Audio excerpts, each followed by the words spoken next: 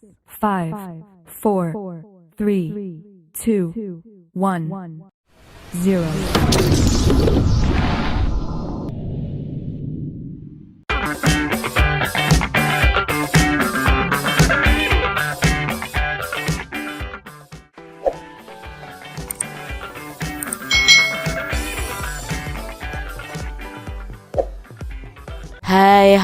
Hai, selamat datang di channel YouTube Kak Citra.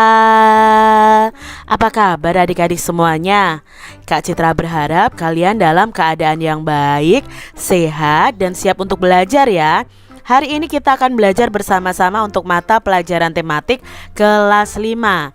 Kita belajar di tema 2, udara bersih bagi kesehatan. Subtema 2, pentingnya udara bersih bagi pernapasan. Pembelajaran yang ketiga. Mari adik-adik kita belajar dengan penuh semangat ya. Adik-adik, pada hari Minggu warga di daerah tempat tinggal Edo mengadakan kerja bakti. Mereka membersihkan sampah-sampah yang menumpuk. Selama ini bau busuk dari tumpukan sampah telah mencemari udara di lingkungan tempat tinggal itu. Warga harus menutup hidung saat melewati tumpukan sampah yang membusuk itu. Sebelum melakukan kerja bakti, seminggu sebelumnya warga bermusyawarah untuk mencari pemecahan dari masalah sampah. Selain menggunung dan berbau busuk, kadang-kadang tempat sampah itu terlihat berantakan karena ada beberapa orang yang berusaha mencari botol-botol bekas untuk didaur ulang. Akibatnya, pemandangan dan udara di lingkungan sekitar tempat sampah jadi kotor dan bau. Setelah bermusyawarah, warga mendapat sebuah penyelesaian. Warga akan menyiapkan 2 macam tempat sampah. Satu tempat sampah untuk menampung sampah-sampah yang dapat didaur ulang seperti kertas dan botol-botol bekas. Tempat sampah lainnya digunakan untuk menampung sampah-sampah yang dapat membusuk, misalnya dedaunan dan sisa-sisa sayur. Selanjutnya, sampah-sampah yang dapat membusuk itu akan diolah menjadi pupuk kompos yang dapat digunakan warga untuk memupuk tanaman. Dalam kegiatan musyawarah dan kerja bakti itu, seluruh warga ikut berperan serta.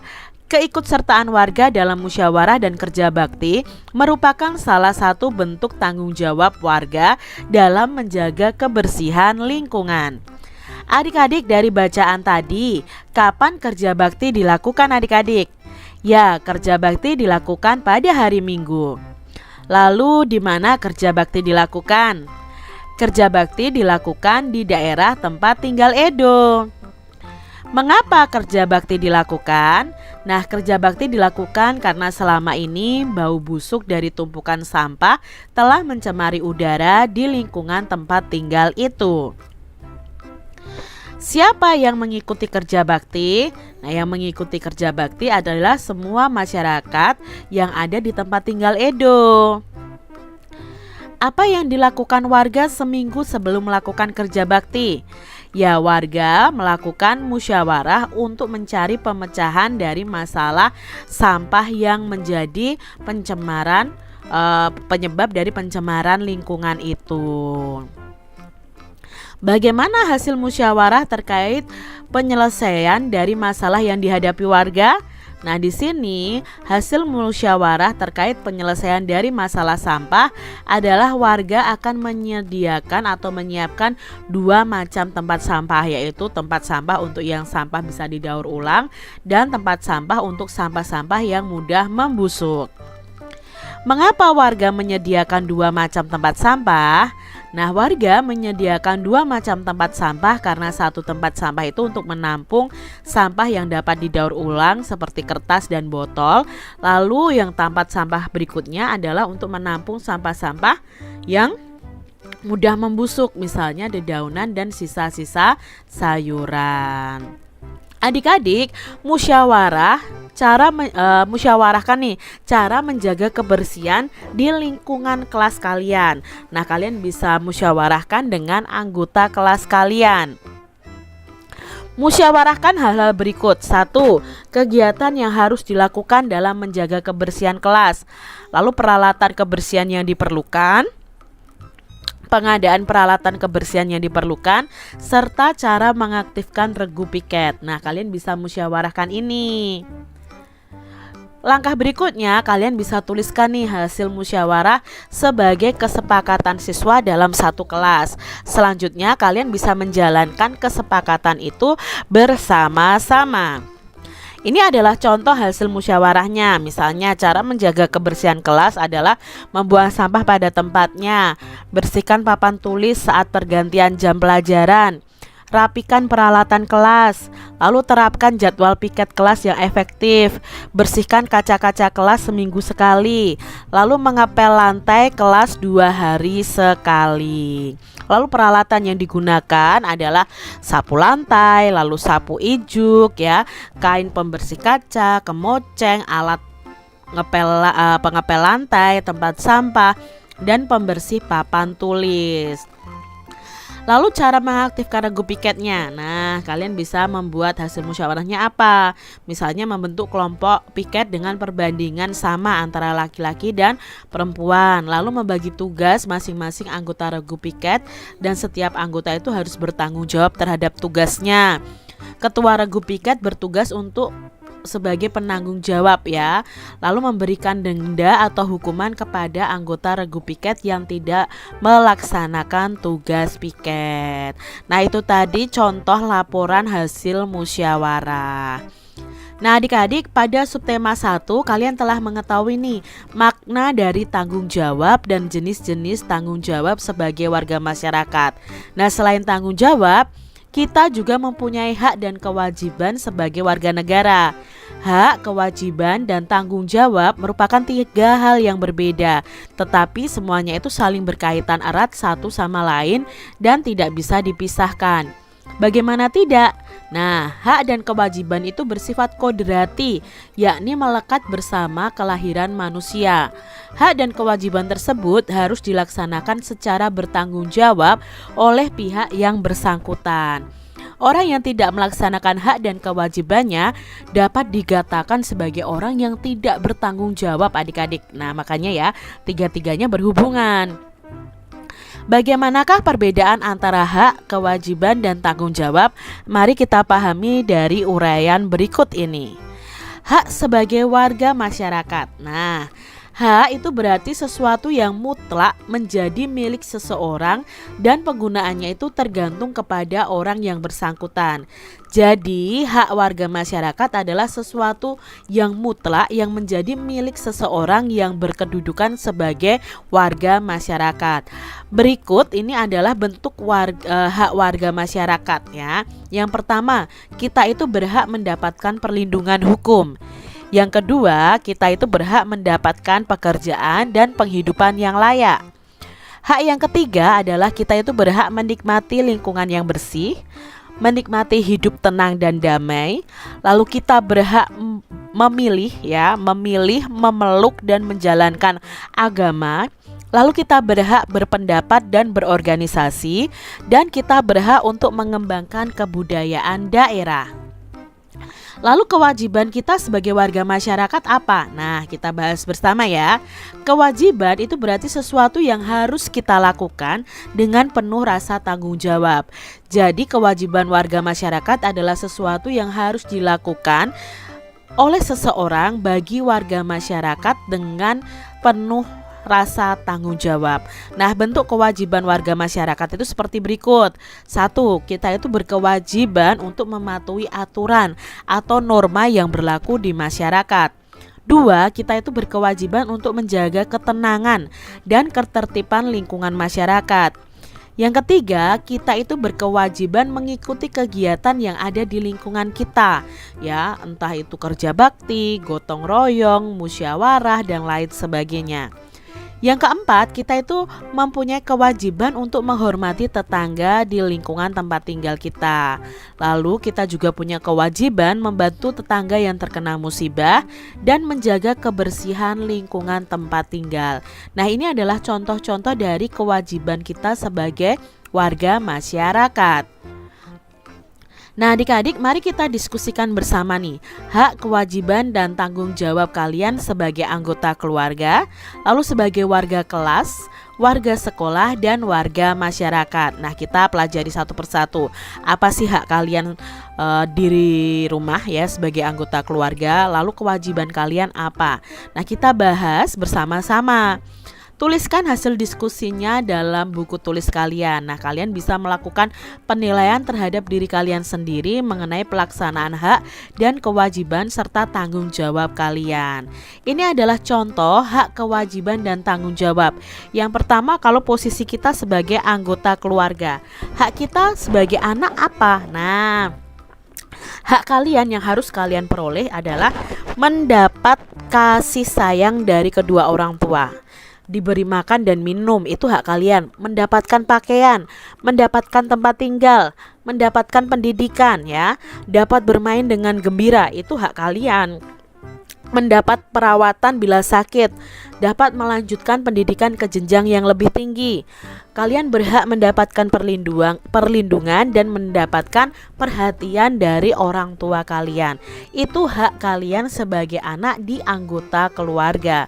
Lalu kewajiban kalian apa? Nah, kewajiban kalian sebagai anak adalah membantu tugas orang tua, belajar dengan tekun, membereskan kamar sendiri, menjaga kebersihan rumah, patuh pada orang tua, menghormati anggota keluarga, sayang pada keluarga, bangun pagi lebih awal, meminta izin orang tua ketika hendak pergi dari rumah, berbicara sopan kepada orang tua. Itu adalah kewajiban kalian sebagai anak di anggota keluarga. Nah, sekarang apa hak dan kewajiban kalian sebagai warga kelas? Nah, hak kalian sebagai warga kelas adalah pertama, kalian itu berhak belajar dengan tenang. Lalu kalian itu berhak mendapatkan bimbingan dari guru. Lalu dapat mengikuti proses pembelajaran dengan baik, dapat menggunakan fasilitas di sekolah. Lalu kalian berhak memperoleh bimbingan dari guru, mendapatkan nilai bagus, mendapatkan perilaku yang adil dari guru. Kalian juga berhak meminjam buku di perpustakaan. Kalian berhak mempunyai banyak teman dan tidak diperlakukan secara diskriminatif. Itu hak kalian sebagai warga kelas. Lalu kewajiban kalian apa? Apa yang harus kalian lakukan sebagai warga kelas?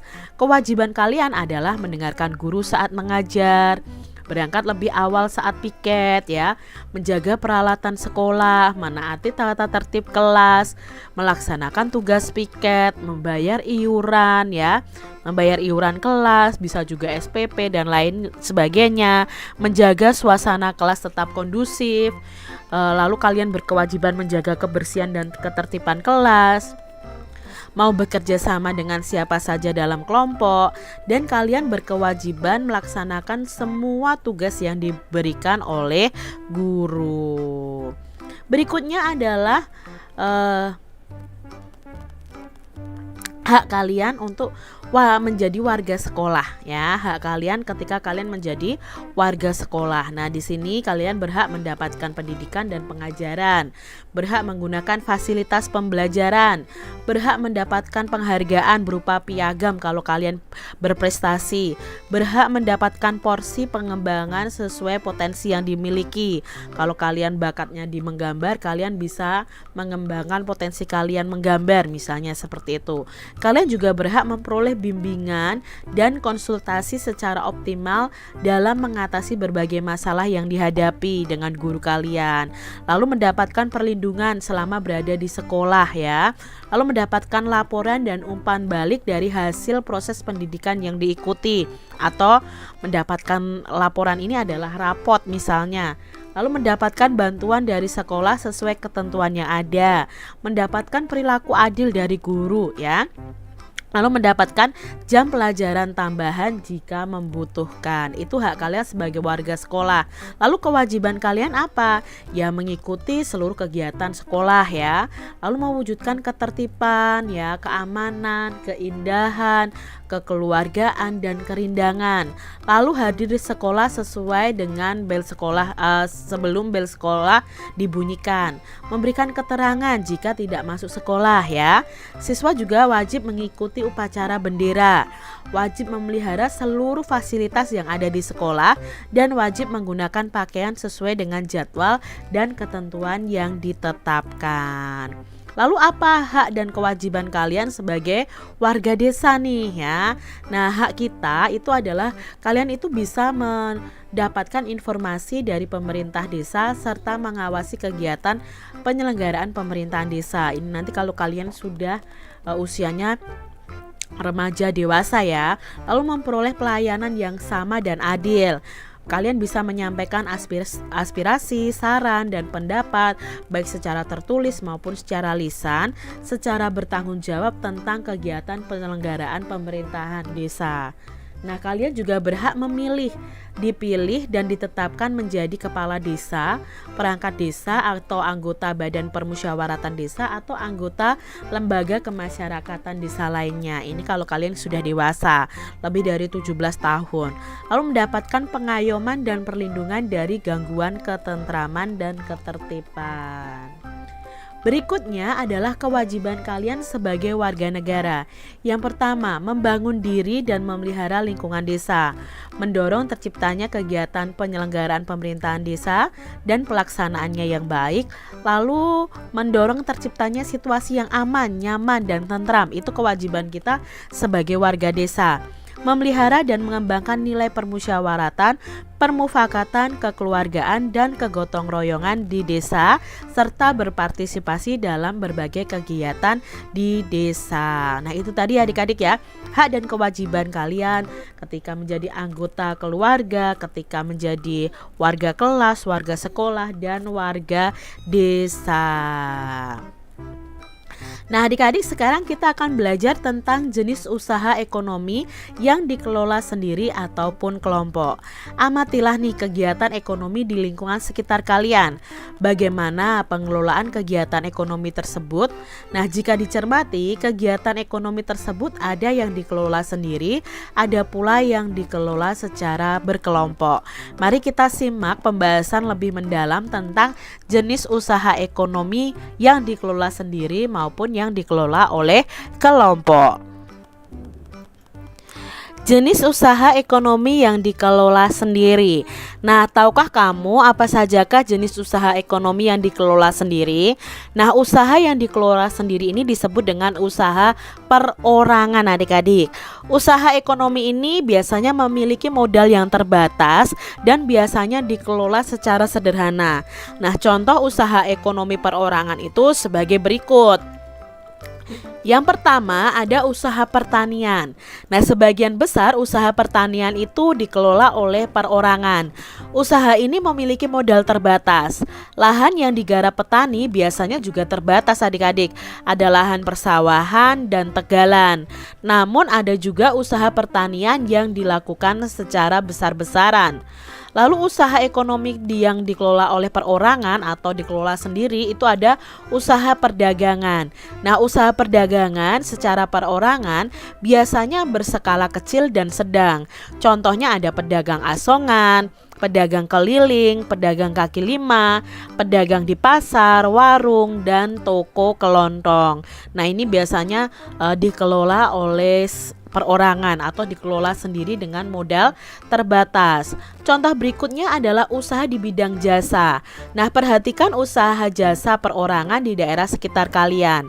Kalian bisa sebutkan usaha jasa tersebut. Nah, secara umum banyak usaha jasa yang dikelola secara perorangan. Misalnya ini contohnya ada usaha fotokopi, bengkel, potong rambut, dan penjualan pulsa. Nah, itu biasanya dikelola oleh perorangan. Berikutnya ada industri kecil. Nah, industri kecil yang dikelola perorangan merupakan industri rumahan. Contohnya usaha kerajinan tangan berupa pembuatan keramik, souvenir, tembikar, anyaman, dan mebel. Itu tadi ya jenis-jenis usaha ekonomi yang dikelola perorangan atau pribadi. Nah, sekarang kita belajar tentang usaha ekonomi yang dikelola oleh kelompok.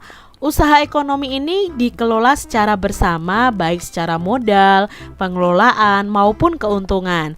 Nah, bentuk usaha ekonomi bersama ini adalah sebagai berikut contohnya. Yang pertama ada firma. Nah, firma adalah usaha ekonomi bersama yang didirikan oleh sekurang-kurangnya 2 sekutu. Nah, pendiri firma ini biasanya orang yang saling kenal satu dengan yang lain. Setiap anggota firma ini memiliki hak dan bertindak atas nama firma. Anggota firma juga bertanggung jawab secara penuh atas resiko kerugian dari firma tersebut. Contoh usaha berbentuk firma ini biasanya bergerak di bidang layanan konsultasi hukum dan keuangan. Nah, sekarang ada persekutuan komanditer. Nah, persekutuan komanditer atau CV itu didirikan oleh sekurangnya 2 orang yang menyetorkan modal. Jadi paling tidak ada 2 orang yang menyetorkan modal. Nah, pada CV ini terdapat 2 jenis sekutu, yaitu sekutu aktif dan sekutu pasif. Jadi ada 2 yang menyetorkan modal. Yang pertama itu sekutu aktif dan sekutu pasif orangnya. Nah, sekutu aktif ini berperan sebagai investor dan pengelola CV. Jadi sebagai penyetor modal atau investor dan yang mengelola CV-nya. Nah, sekutu pasif ini berperan hanya sebagai investor atau hanya sebagai penyetor modal saja tanpa terlibat dalam pengelolaan CV. Nah, usaha berbentuk CV ini dapat dikembangkan dari firma. Nah, ini memungkinkan jika firma ingin memperluas usahanya dan membutuhkan banyak modal. Berikutnya ada perseroan terbatas. Nah, perseroan terbatas adalah usaha bersama yang modalnya itu berupa kumpulan saham. Nah, saham itu diartikan sebagai bukti kepemilikan suatu perusahaan atas penyetoran modal. Setiap saham itu memiliki nilai nominal tertentu. Pemilik saham akan memperoleh keuntungan nih berupa dividen. Bagi perseroan yang ingin mengembangkan dan memperluas usaha, sahamnya dapat diperdagangkan di pasar modal, yaitu PT. Lalu ada badan usaha milik negara. Nah, badan usaha milik negara atau perusahaan negara yaitu sebuah perusahaan yang seluruh atau sebagian modalnya itu dimiliki negara. BUMN dapat berbentuk perusahaan umum atau perum dan bisa juga perseroan terbatas atau PT. Nah, BUMN itu bergerak di bidang usaha yang bersifat strategis atau vital. Nah, ini adalah contoh-contoh badan usaha milik negara. Ada Pegadaian ya, ada PT Kereta Api, lalu ada Pertamina ya, Garuda Indonesia dan lain sebagainya. Nah, di Indonesia ini juga terdapat badan usaha milik daerah atau BUMD. Ya, BUMD ini merupakan perusahaan yang modalnya ini dimiliki oleh pemerintah daerah. Apa sajakah tujuan pendirian BUMD? Nah, tujuan pendirian BUMD atau Badan Usaha Milik Daerah adalah 1. Ikut melaksanakan pembangunan ekonomi daerah dan pembangunan ekonomi nasional. 2. Memenuhi kebutuhan rakyat dan menyediakan lapangan kerja untuk mewujudkan masyarakat yang adil dan makmur. Berikutnya ada koperasi nih. Nah, di Indonesia itu berkembang usaha bersama yang bertujuannya itu untuk menyejahterakan anggotanya. Usaha yang dimaksud adalah koperasi. Nah, ini adalah lambang koperasi Indonesia, adik-adik. Menurut Undang-Undang Nomor 25 Tahun 1992 tentang perkoperasian, koperasi itu adalah badan usaha yang beranggotakan orang-orang atau badan hukum koperasi dengan melandaskan kegiatannya berdasarkan prinsip koperasi sekaligus gerakan ekonomi rakyat yang berdasarkan asas kekeluargaan. Jadi koperasi ini asasnya adalah asas kekeluargaan. Nah, koperasi ini sesuai dengan UUD 1945 pasal 33 ayat 1, yaitu bentuk perekonomian disusun atas usaha bersama berdasarkan asas kekeluargaan. Nah, koperasi ini sesuai dengan Ini tadi ya adik-adik ya, UUD 1945 pasal 33 ayat 1. Nah, koperasi ini pertama kali dikembangkan oleh Bapak Muhammad Hatta. Makanya Bapak Koperasi Indonesia itu adalah Bapak Dr. Andes Muhammad Hatta. Atas perannya tersebut beliau dijuluki sebagai Bapak Koperasi Indonesia. Nah, adik-adik yang hebat, ada beberapa bentuk koperasi yang berkembang di Indonesia. Nah, bentuk-bentuk koperasi yang ada di Indonesia adalah sebagai berikut. Yang pertama adalah koperasi konsumsi. Koperasi konsumsi ini adalah usaha bersama yang menyediakan berbagai barang konsumsi untuk memenuhi kebutuhan sehari-hari. Contohnya bisa beras, minyak, gula, sabun, dan lain sebagainya. Nah, tujuannya untuk memenuhi kebutuhan konsumsi sehari-hari bagi anggota dengan harga dan mutu yang layak. Itu koperasi konsumsi. Lalu koperasi yang kedua adalah koperasi simpan pinjam. Nah, ini koperasi yang menyediakan layanan simpan dan pinjam uang adik-adik. Koperasi jenis ini menerima simpanan dari anggota, lalu selanjutnya uang yang telah terkumpul itu dipinjamkan lagi kepada anggotanya. Itu koperasi simpan pinjam. Lalu ada koperasi produksi. Koperasi produksi itu adalah usaha bersama yang menyediakan bahan baku produksi dan menyalurkan hasil produksi anggotanya. Nah, koperasi ini beranggotakan para produsen atau para pengusaha. Misalnya, pengusaha batik, pengusaha tahu, pengusaha tempe, serta pengusaha sapi perah. Jadi, ini koperasi produksi ini khusus untuk para produsen atau pengusaha. Lalu ada koperasi jasa. Nah, koperasi jasa ini adalah usaha bersama yang menyediakan layanan atau jasa tertentu bagi anggotanya. Contohnya adalah koperasi angkutan. Lalu ada koperasi serba usaha ya. Nah, koperasi serba usaha yaitu usaha bersama mengelola berbagai jenis usaha, misalnya penyediaan barang konsumsi, simpan pinjam, penyediaan bahan baku, dan penyaluran hasil produksi. Contohnya adalah KUD. Nah, KUD ini adalah koperasi unit desa. Ini termasuk koperasi serba usaha. Itu tadi ya adik-adik ya, jenis-jenis koperasi. Lalu kita juga belajar jenis-jenis usaha ekonomi baik yang didirikan oleh perorangan maupun didirikan oleh kelompok. Nah, apakah kamu pernah ikut kerja bakti membersihkan lingkungan adik-adik? Pernah ya pastinya ya. Kalian harus kalau ada yang kerja bakti, kalian juga bisa membantu, harus ikut membantu. Sikap-sikap apa nih yang ada pada kegiatan kerja bakti? Nah, sikap yang ada pada kegiatan kerja bakti adalah sikap kebersamaan, kerjasama, tolong menolong, dan adanya persatuan dan kesatuan. Demikian tadi adik-adik pembahasan kita di tema 2, subtema 2, pembelajaran yang ketiga. Semoga video pembelajaran ini bermanfaat ya untuk adik-adik semuanya, dan sampai jumpa lagi di video pembelajaran Kak Citra selanjutnya. Tuhan memberkati. Jangan lupa tekan tombol subscribe, lalu tekan loncengnya, tekan juga tombol like, lalu share ke media sosial kalian. Jangan lupa untuk ikuti media sosial Kak Citra. Terima kasih.